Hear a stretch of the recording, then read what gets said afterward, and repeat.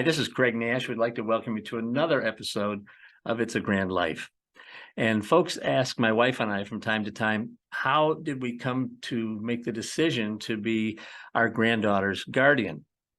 Well, we really had no choice. And I'm sure that's the case for many of you listening at home.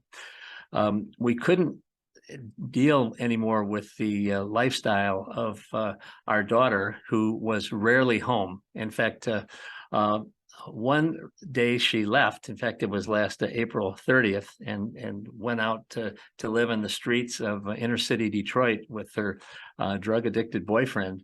So we really had no choice. And my wife and I, we really were professional enablers. We kept hoping and praying that this day would never come.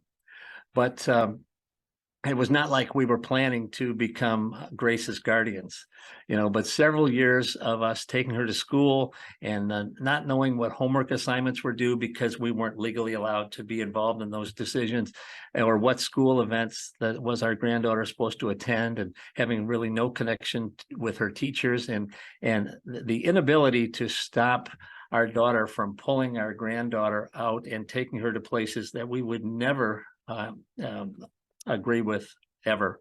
And so we really had no choice. Our daughter left on April 30th of this year and has not been home. And but lots of issues led to the final decision to become Grace's guardians. But we always held out hope. We are people of faith, and I know you are too.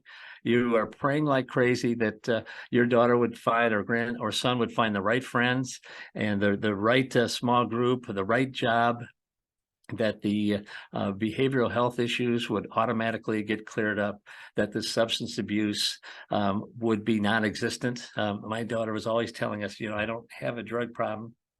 And boy, we wanted to believe that, but it was just not reality. So but you're always hoping that there's going to be a change of lifestyle. And it just never came. And then when she did not come home, we knew it was time to take legal action. We still pray for her to hit bottom.